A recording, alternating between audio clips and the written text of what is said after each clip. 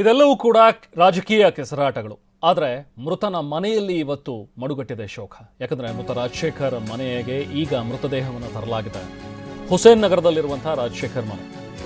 ಇವರೆಲ್ಲ ಇಲ್ಲಿ ರಾಜಕೀಯವಾಗಿ ಸ್ಟೇಟ್ಮೆಂಟ್ಗಳನ್ನು ಕೊಡ್ತಾ ಇದ್ದಾರೆ. ಇವ್ರ ಮೇಲೆ ಅವ್ರ ಮೇಲೆ ಆರೋಪಗಳನ್ನು ಮಾಡ್ತಾ ಇದ್ದಾರೆ. ಆದರೆ ಇಲ್ಲಿ ಇವತ್ತು ಒಬ್ಬ ಮನುಷ್ಯ, ಒಬ್ಬ ವ್ಯಕ್ತಿ ಆತ ಸಾವನ್ನಪ್ಪಿದ್ದಾನೆ. ಅವ್ನು ಯಾವುದೇ ಪಕ್ಷದಲ್ಲಿರಬೇಕು, ಅವ್ನು ಯಾವುದೇ ಏನೇ ಇದ್ದಿರ್ಬೋದು, ಬಟ್ ಒಂದು ಜೀವ ಹೋಗಿದೆ ಇದು.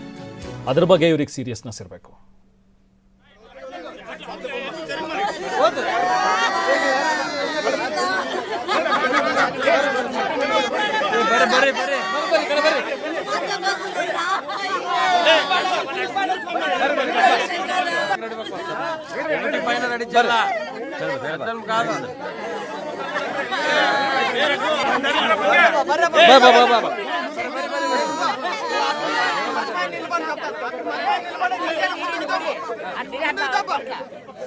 మనం ఈడు ఉంటా అట్లా జల్దీ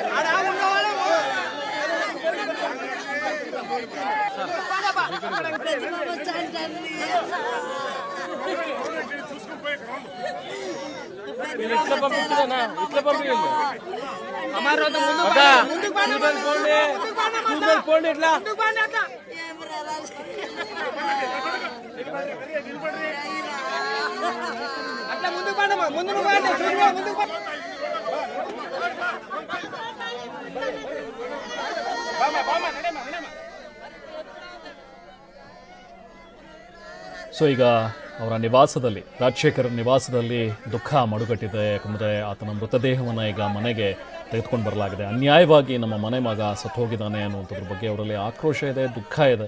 ಅದನ್ನು ತೋಡ್ಕೊಳ್ತಾ ಇದ್ದಾರೆ. ಇದಕ್ಕೆ ಸಂಬಂಧಪಟ್ಟಂತೆ ಬ್ಯಾನರ್ ಹರಿದಿರೋ ವಿಚಾರಕ್ಕೆ ಸಂಬಂಧಪಟ್ಟಂತೆ ಒಂದು FIR ಆಯಿತು. ಸೊ ದೂರು ಕೊಟ್ಟಂಥವ್ರ ಜೊತೆಗೆ ನಮ್ಮ ಪ್ರತಿನಿಧಿ ಶಿವಕುಮಾರ್ ಪತಾರ್ ಮಾತನಾಡಿದ್ದಾರೆ. ಸರ್, ನಿನ್ನೆ ಏನಾಯಿತು? ನೀವು ಯಾರ್ಯಾರ ವಿರುದ್ಧ ಈಗ ದೂರು ಕೊಟ್ಟಿರ್ತಕ್ಕಂಥದ್ದು? ಈಗ ಗಾಲಿ ಜನಾರ್ದನ್ ರೆಡ್ಡಿ ಮತ್ತು ಅವ್ರ ಬೆಂಬಲಿಗರ ವಿರುದ್ಧ ನಾನು ದೂರು ಕೊಟ್ಟಿದ್ದೀನಿ. ಅದ್ರ ಜೊತೆಗೆ ಈಗೇನು ಒಬ್ಬ ಅಮಾಯಕ ವ್ಯಕ್ತಿ ಇವತ್ತೇನು ಸತ್ತಿದ್ದಾನಲ್ಲ, ಅವರು ಕೂಡ ಒಂದು ದೂರು ಕೊಟ್ಟಿದ್ದಾರೆ. ಆಮೇಲೆ ಇನ್ನೊಂದು 3 ಅವ್ರ ಮೇಲೆ ಪ್ರಕರಣಗಳು ದಾಖಲಾಗಿದ್ದಾವೆ. ಪೊಲೀಸರು ಹೇಳಿದ್ದಾರೆ. ಜೊತೆಗೆ ಸೋಮಶೇಖರ್ ರೆಡ್ಡಿ ಅವರು ಕೂಡ ಈಗ ಪ್ರೆಸ್ ಮೀಟ್ ಮಾಡ್ತಿದ್ದಾರೆ.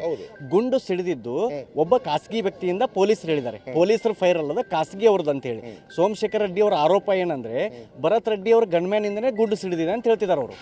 ಈಗ ಅವ್ರಿಗೆ ಏನು ಸಿಗ್ತಾ ಇಲ್ಲ.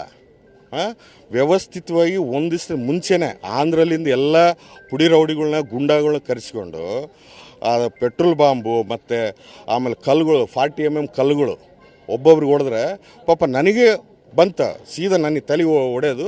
ಪಾಪ ನಮ್ಮ ಪೊಲೀಸ್ ಇಲಾಖೆ ಸಿಬ್ಬಂದಿ ನನ್ನ ಮೇಲೆ ಅಡ್ಡ ಬಂದಾಗ ಅವ್ರ ತಲೆಗೆ ಏಟು ಬಿತ್ತದು. ಈಗ ಯಾವ ಸತೀಶ್ ರೆಡ್ಡಿ ಬಿತ್ತು ಅವ್ರು ಸ್ಟಿಚ್ ಹಾಕಿ ಇವತ್ತು ಬೆಂಗಳೂರಿಗೆ ಸ್ವಲ್ಪ ಗಂಭೀರ ಇರೋದ್ರಿಂದ ಬೆಂಗಳೂರಿಗೆ ಶಿಫ್ಟ್ ಮಾಡಿದ್ದಾರೆ ಡಾಕ್ಟ್ರುಗಳು.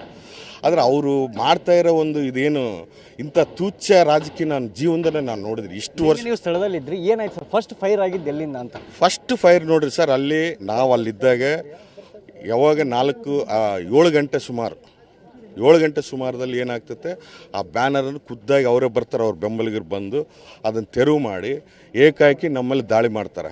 ದಾಳಿ ಮಾಡಿರಿ ಸಂಪಂಡಿ ಅಂತಂತೇಳಂತ ಕೈ ಮಾಡಿ ತೋರಿಸ್ತಾನೆ, ನಿಮ್ಮನ್ನು ಬುಡದೆಲ್ಲ ಸಾಯಿಸ್ತೀವಿ ಅಂತಂತೇಳಂತ. ಸರ್, ಈಗ ಈ ಸಾವಿಗೆ ಕಾರಣ ಯಾರು?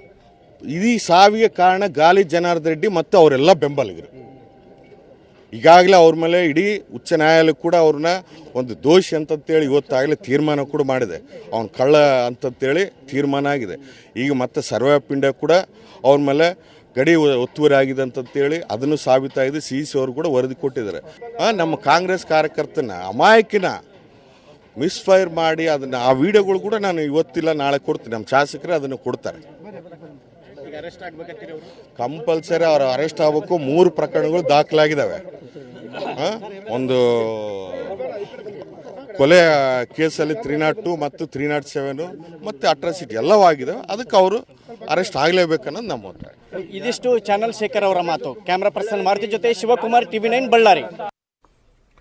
ಇದು ಆ ಬ್ಯಾನರ್ ಹರಿದು ಹಾಕಿದಂಥ ಒಂದು ವಿಚಾರಕ್ಕೆ ಸಂಬಂಧಪಟ್ಟಂತೆ ಕಂಪ್ಲೇಂಟ್ ಆಗಿರುವಂಥದ್ದು, FIR ಅನ್ನು ದಾಖಲು ಮಾಡಿರುವಂಥದ್ದು.